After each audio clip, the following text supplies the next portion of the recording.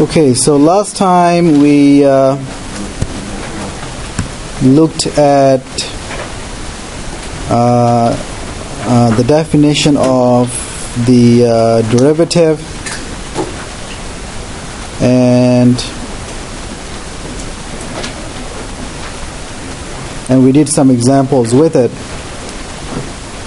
So let's recall again that we defined the derivative of a function f at some number a by the limit as h goes to 0, f of a plus h minus f of a divided by h. And we also have another form of the limit, right, which is limit x goes to a, f of x minus f of a over x minus a. So that's the derivative of the function at a. If the limit exists, then we say that f is differentiable at a. If the limit doesn't exist, we say that f is not differentiable at a. Instead of writing a, if I replace a with x, then I get f prime of x is equal to the limit as h goes to 0 of f of x plus h minus f of x divided by h. So all I did is I replaced a by x. What's the difference between the two? There is no difference. However, the reason I'm using x is because now I want to view the derivative as a function as well. So whenever you whenever you have a function, the input is usually denoted by x or t, something like that, right? So that's why I'm using x now. Usually a is used for like a specific number. Okay. So f prime of x is this limit. That's the derivative of the function at x. So let me again do another example with computing this limit. Let's say I have the function f of x to be x cubed, and I want to find the derivative of the function at x. What is that derivative? And the derivative would be the limit as h goes to 0 of f of x plus h minus f of x divided by h. And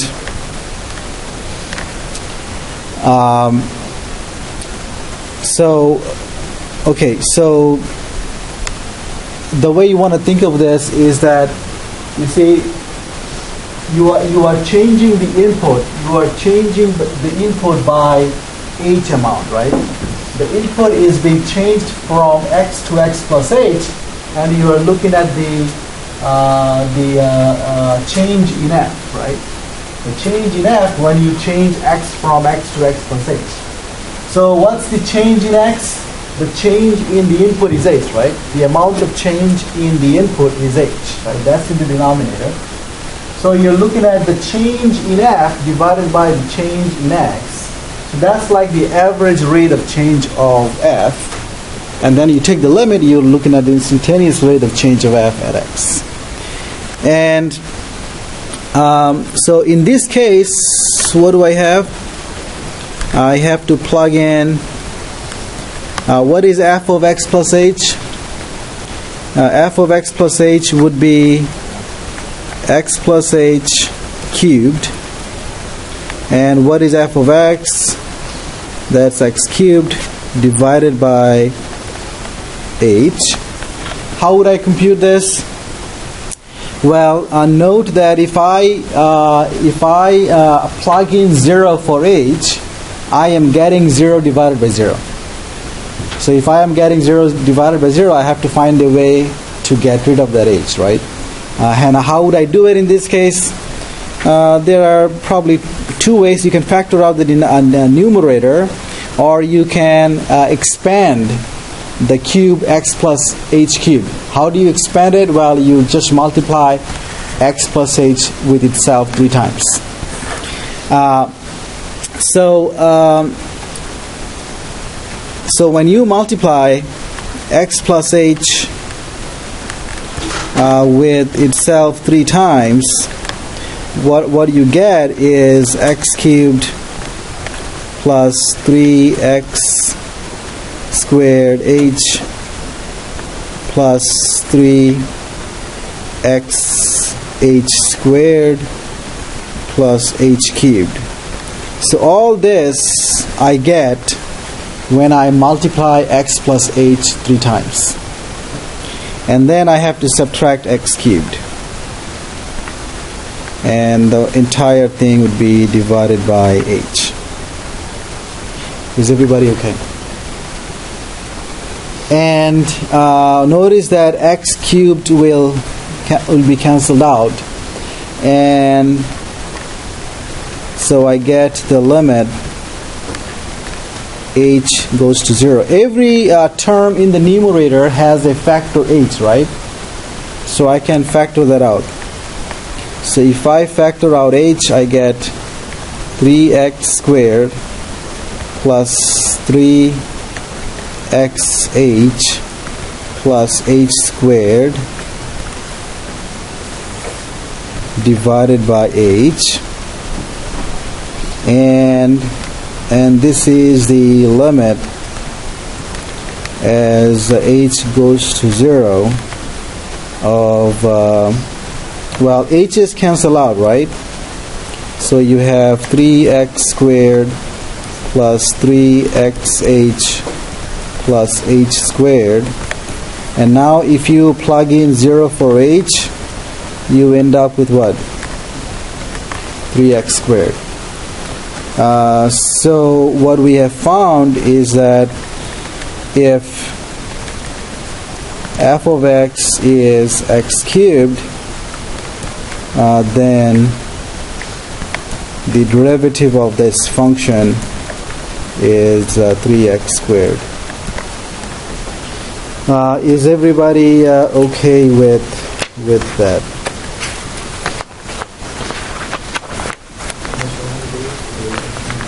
I'm sorry? In section 2.1 and 2.2. In section 2.3, in the homework for section 2.3, you can use the formulas, which we are going to go over pretty soon. And okay, so what I want to do now is give a geometric interpretation of the derivative. So here's, let's say, I have my x-axis here. Here's my y-axis here.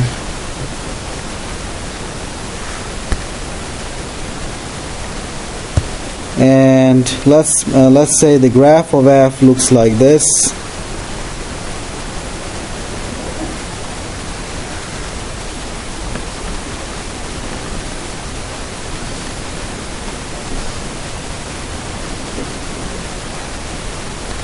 Okay, so this is let's say this is the graph of some function f of x. And let's say this point here is a. And let's say h is positive. So if h is positive, where would you get a plus h? A plus h would be on the right side of a, right? On the other hand, if h is negative, then a plus h would be right here, right? You agree with that? Okay. And let's take the line segment joining these points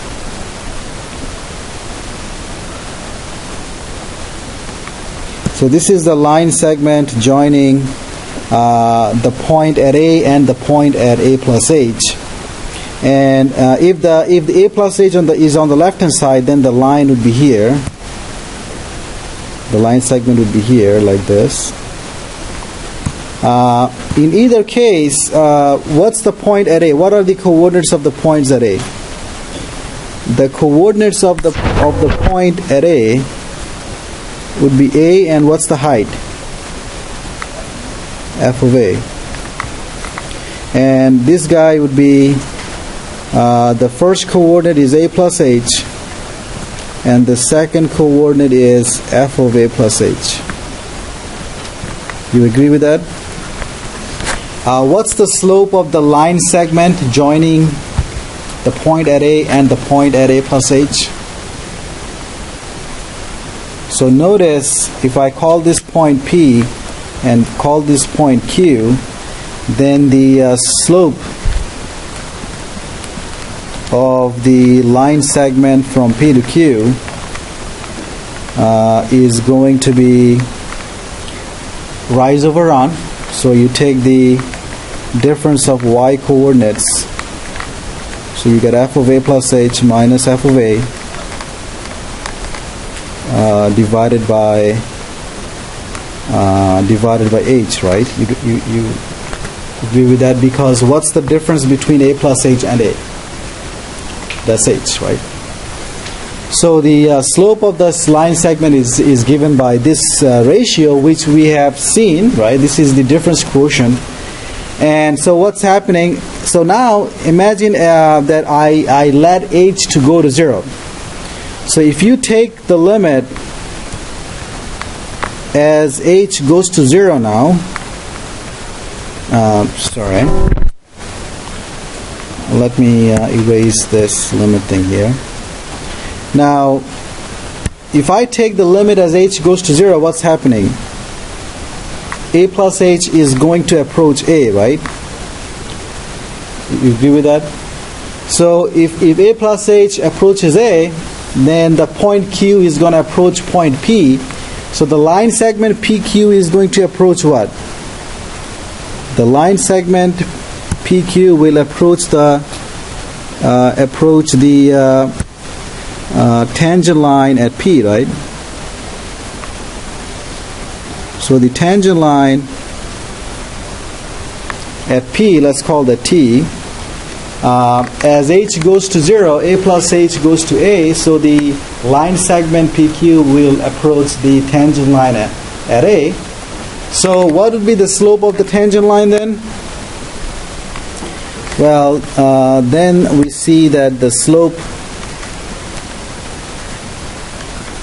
of the tangent line T is given by the limit as H goes to 0 of F of A plus H minus F of A divided by H. However, what is that? Well, that's exactly what we are calling the derivative at A, right? So the derivative at A gives you the slope of the tangent at A. The derivative at A gives you the slope of the tangent line at A.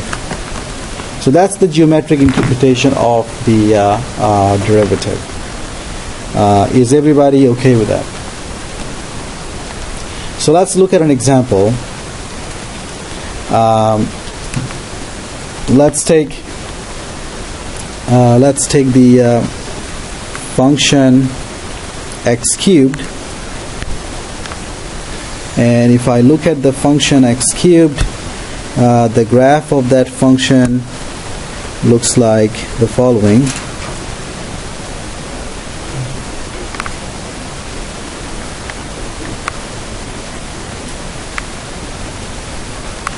So this is the graph of, let's say, x cubed.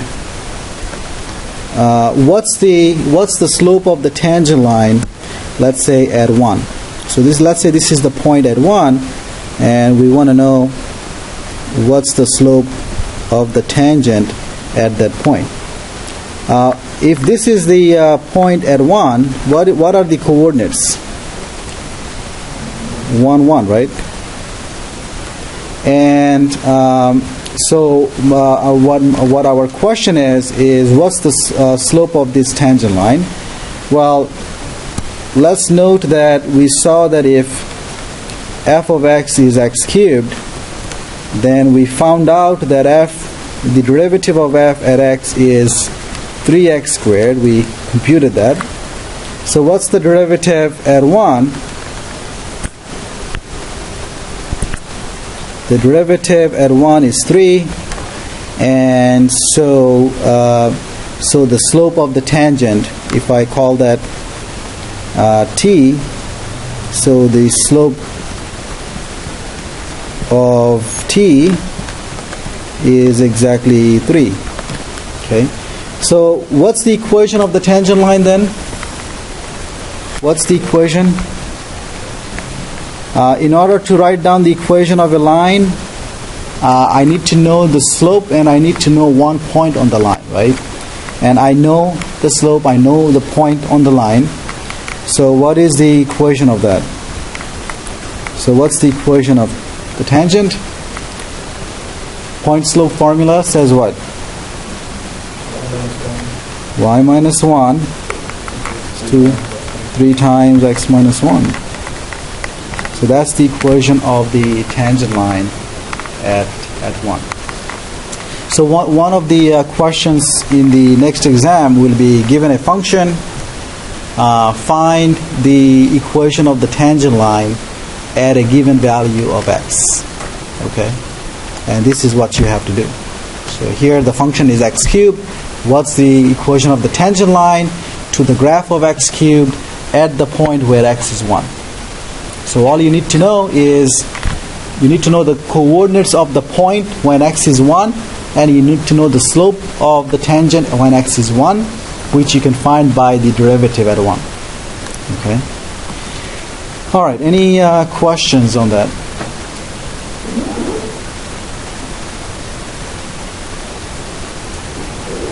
Okay, so generally speaking, if I go back to my graph here, this is the graph of a general function f, and I am looking at, we saw that the slope of the tangent line at a is given by f prime of a, right? So what's the equation of the tangent line tangent line t? What's the equation of the tangent line t then? Well, it is y. Well, I'm trying to find the tangent line goes through the point a f of a, right? So you subtract f of a, and then the slope is f prime of a, and then you have x minus a, right? So the equation of the tangent line at a, is given by this. Y minus f of a is equal to f prime of a times x minus a. So what do you have to do? Well, you have to find out f of a. You will be given a in the question. You have to find f of a. You have to find f prime of a. Is that making sense?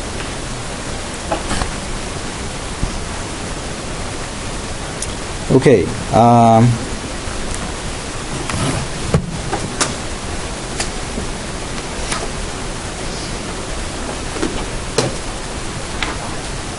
Here's another example.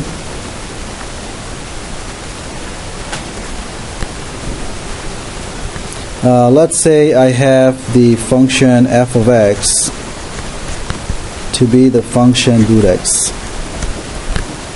And so in this case, what is f prime of x? This would be the limit as h goes to 0,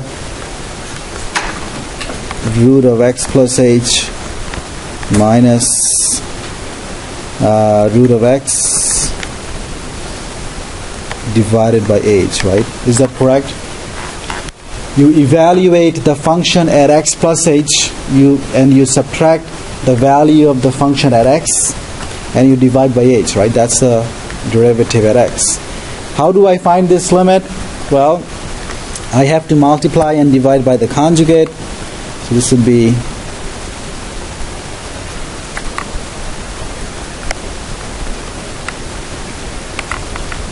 multiplying by this. Now, if I multiply the numerators, what am I going to get?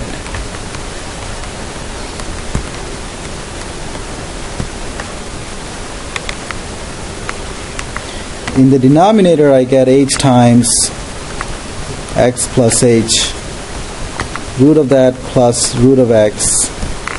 And in the numerator, when you multiply them out, you are going to get the square of the root of x plus h minus the square of root x, which is what? Just h, right? So now if I cancel out the h's, I am only left with that. If I plug in 0 for h now, I would be getting 1 over what? 2 times root x. Okay, so that's the derivative of root x.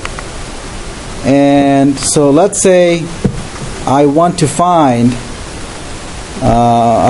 the equation of the tangent at the point where x is 1.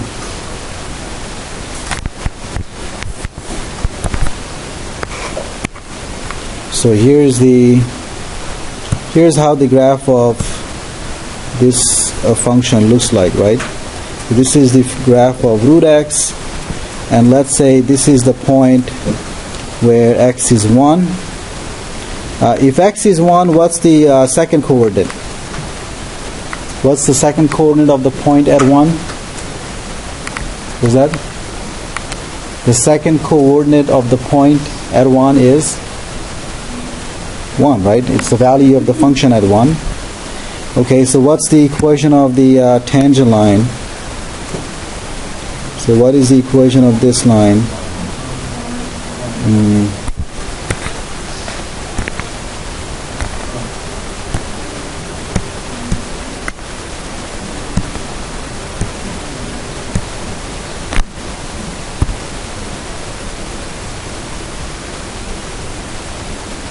Okay, so the tangent line is, let's say, t, and the equation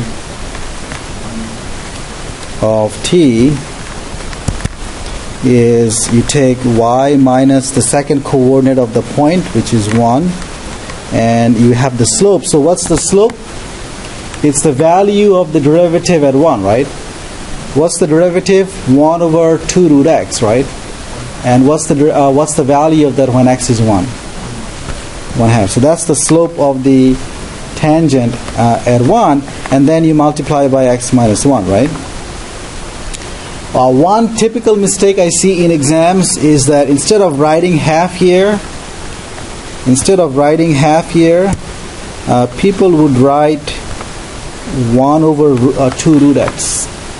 Instead of writing half, sometimes I see people writing 1 over 2 root x, okay? And if you do that, I have to take off some points. Again, you're trying to find the slope at 1. That's the slope of the tangent at 1. 1 over 2 root x is the general formula for the slopes. Okay? So you have to evaluate it when x is 1. And that's the equation of the tangent at 1.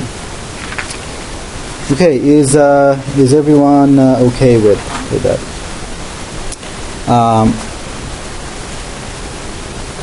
There are some notations that are widely used for derivative. So let's let y to be f of x. So y is the value of the function at x. That's our notation. And there are many symbols that are used for the derivative. So one symbol that is frequently used is dy dx. Dy dx.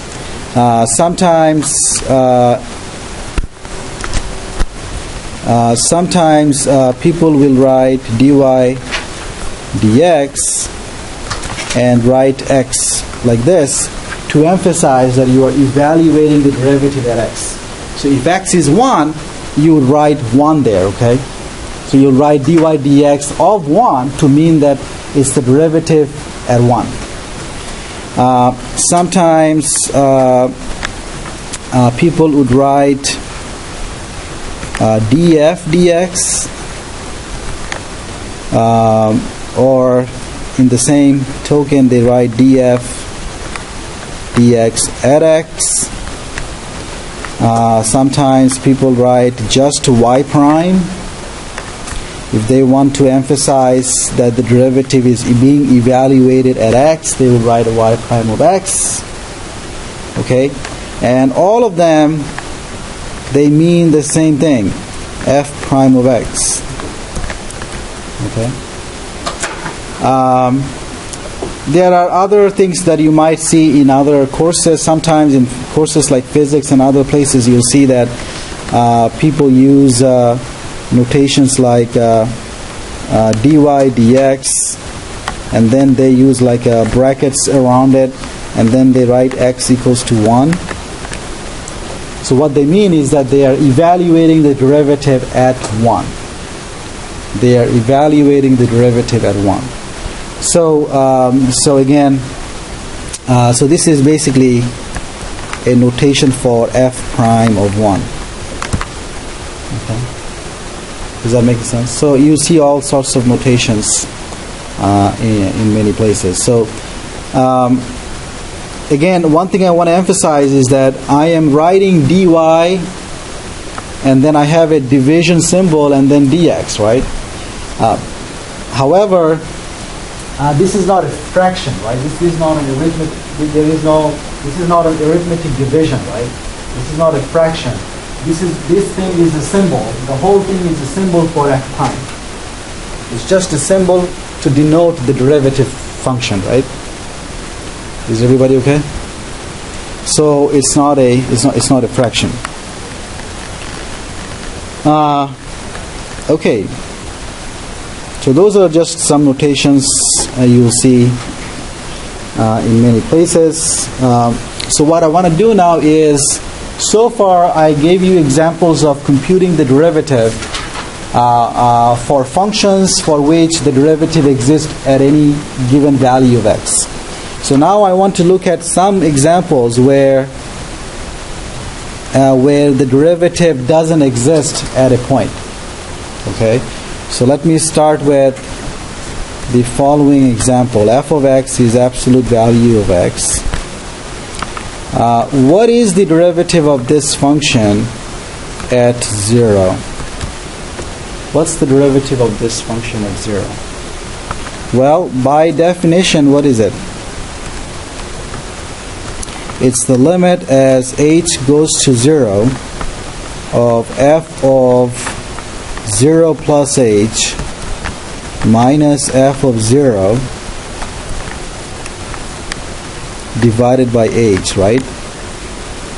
That's the limit definition. F prime of a is the limit as h goes to 0 of f of a plus h minus f of a over h. A is 0 here, so a is 0. And what is f of 0 plus h? What is f of 0 plus h? Absolute value of h, right? And what is f of 0? F of 0 is 0, so all I have is this, right? You agree with that? This f of 0 plus h is just absolute value of h. Okay, what is that limit? What's the value of that limit? What's that? What's the limit value? Yeah? It doesn't exist? Okay. Any other answers? Well, that's the right answer. Why doesn't it exist? Well, remember, if I'm looking at this guy, if I plug in 0 now, I get 0 divided by 0, and it doesn't tell me what the limit is. When you get 0 over 0, usually you try to get rid of h, right? However, you have the absolute value function here. So you remember what I said about absolute value. Usually you want to try to get rid of it. Okay. However, I cannot get rid of it this way. So I am going to look at the right hand and left hand limit separately. Okay. So what's the limit as h goes to 0 from the right of this quantity? Why did I do that? Well, because now I know what? Now h goes to 0 from the right. So h is on the right side of 0, which means that h is positive. And if h is positive, then what is absolute value of h? If h is positive, like 2, absolute value of h is just h, right? And then you can cancel them out, you get 1, so the limit is 1. However, if you now look at the limit as h goes to 0 from the left, now that you know h is on the left side of 0, you know that h is negative. And because you know h is negative, you know that this is negative h. And you know that this would be negative 1. Okay? So we see that f prime of 0 then, well, h is negative. So if h is already negative, how do you make it positive? Multiply that by negative 1, right? For example, think of h being negative 2, right? So if h is negative 2, h over negative h? Yeah, h. Well, h is negative, right? So here's suppose h is negative 2, right? Well, then what would be the absolute value of h? What I'm saying is that this is the same as negative of h, which is negative of negative 2, which is 2, right? So because I know h is already negative, I can make it positive by multiplying it with the negative 1. Right? So the absolute value of h would be the same as negative h. Right? If h is negative, negative h is positive, right? If h is negative, negative h will be positive, right? Is that making sense? So again, what we are saying, h itself is a negative. If h represents a negative number here, h represents a negative number here. Yeah. Well, the bottom one is h, right? The bottom one is just h. And in this case, yes. Well, yes. I mean, h is negative already, so h is negative. So I don't want to write in the denominator. I cannot change it to this, right? I'm not going to change the denominator, right? I'm not going to change the denominator. The denominator is h, which is going to stay as h. H represents a negative number. So h is something like negative 2 or negative 4. Okay? So h represents a negative number. And this h here is negative, so I'm multiplying with the negative to make it a positive. So you have a positive over a negative now. A positive over a negative, and you're getting a negative 1. So think of h represents a negative number, and then I can say this is doesn't exist.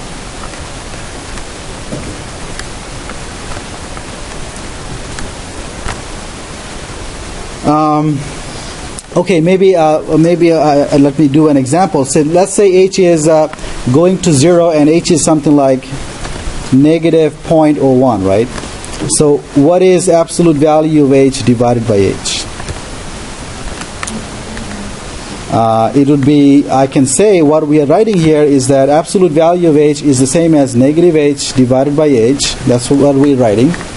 So what is happening here? Negative of negative 0.01 divided by negative 0.01, right?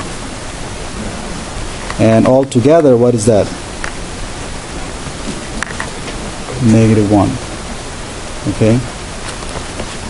All right. So here's so the derivative doesn't exist, and now look at the derivative doesn't exist as 0 in this case. However, notice that the absolute value of x function is defined at 0, right? Of course, it's defined at 0. I found otherwise I couldn't have even computed the limit of the derivative, the limit above. So here's how the graph looks like at 0. And I think all of you probably know this already. We have looked at this before. The graph looks like a V. And so here is 0. And notice the derivative doesn't exist as 0. And what's happening at 0 in the graph? What is so special about it? It's a corner. So when you have a corner like this, the derivative would not exist there. Okay, and also the slope, there is no tangent line at that point. Am I making sense? Now, notice that if I pick any point on this side of the graph, what is the slope of the tangent at any point on this side of the graph? What is the slope of the tangent at any point on the positive side of the graph? 1. What is the slope of the tangent at any point on the left side of the graph? -1. So it seems like you are making a jump, the slope. If you look at the slopes, if you look at the slope function, by that I mean the slope at each point. So as you go from left to right, the slope is always -1, and as soon as you reach 0, all of a sudden it makes a jump to +1, right? So the slope doesn't exist at 0. And another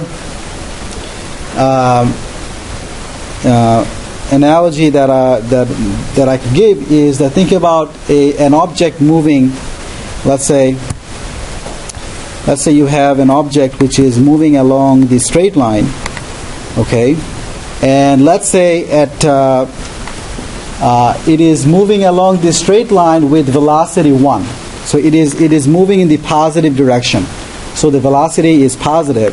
So the velocity is 1. So it's moving along that direction with velocity 1. So let's say it's a bug, and you hate a bug. So when it reaches at this point, you slap on it, and then it goes the other direction, right? So at the moment when you hit it, right at that moment, what's happening? The velocity makes a jump. It becomes negative all of a sudden, right? From positive to negative all of a sudden, it makes a jump from +1 to -1. So right at that point, when you're slapping it, at that moment, the velocity doesn't exist. Am I making sense? Okay. On the other hand, it might happen that the bug is moving, right? And then if it moves like smoothly, and the velocity decreases to 0, and then it starts to go back. Then the velocity from positive, it goes to 0 smoothly, and then it goes back to negative. So then the derivative exists as 0. The derivative at that moment when you slap it, the derivative would be 0, right? The velocity would be 0, and then it goes back. Am I making sense? All right. In any case, my point is, you see that there is a jump in the slope, okay, and so the derivative wouldn't exist there.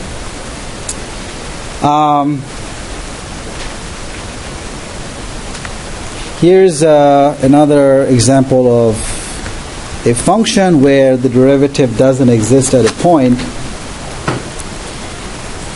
This time, let's look at the function f of x, which is x to the 1/3. Notice that this function is defined at 0, and it's actually continuous at 0 as well, right? Because remember I said root functions are continuous in their domain. So this guy is continuous at 0. What's the derivative of this function at 0?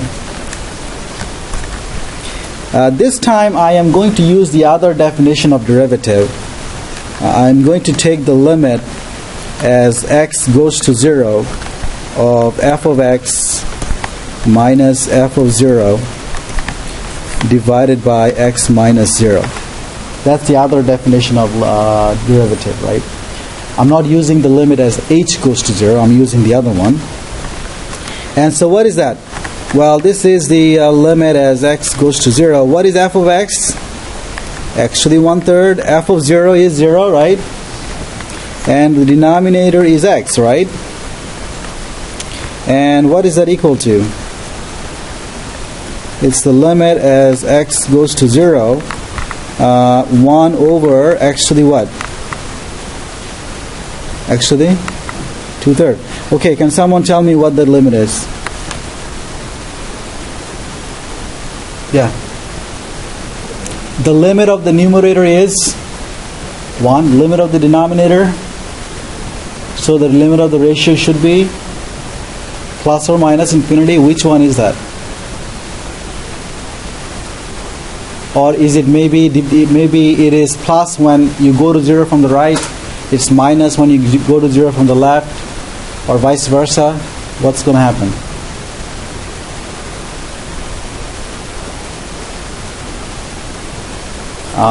Does the limit depend on whether x goes to 0 from the left or right?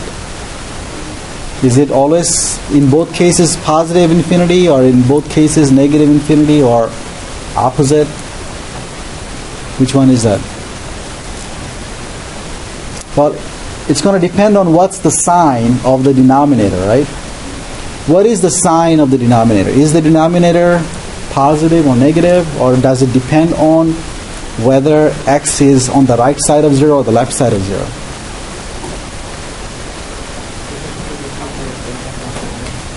Yeah, because... Very good. So this is x goes to 0. What you have is, this is in fact x to the 1/3 to the 2. Remember your algebra review.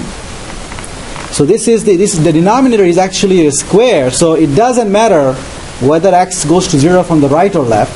Meaning that it doesn't matter whether x is positive or negative. The denominator will always be positive.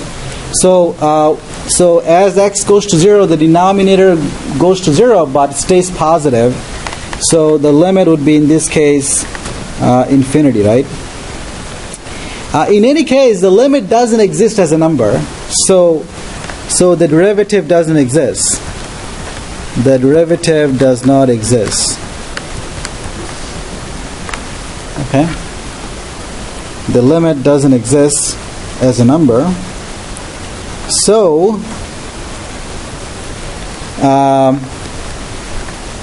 what is happening graphically in this case? Let's look at that. So graphically in this case, what's happening is that you have the graph looking like this.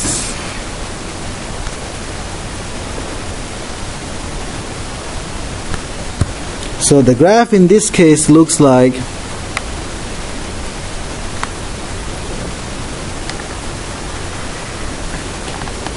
the graph of this function x to the 1/3 looks like this. Okay?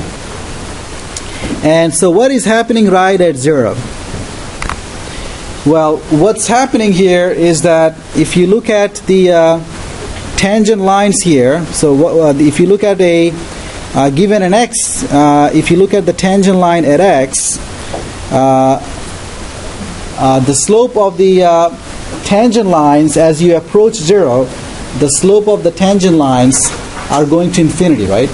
Which means that the tangent line is becoming vertical. So what it means is that the tangent line is becoming vertical. So what's the tangent line at 0? The tangent line at 0 is in fact the y-axis. Okay? And it's a vertical tangent line. That's why the slope doesn't exist. If you have a vertical line, what's the slope of a vertical line? Undefined, right? So that's what's happening in this case. Any questions so far? So notice in both of my last two examples, I had the absolute value of x, I had the other one. In both cases, the function was continuous at 0. However, the derivative doesn't exist at 0. Am I making sense? The derivative doesn't exist at 0, even though the function is continuous there. Let me finish by writing down a theorem that if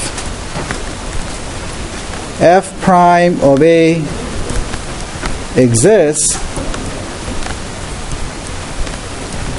then f is continuous at a.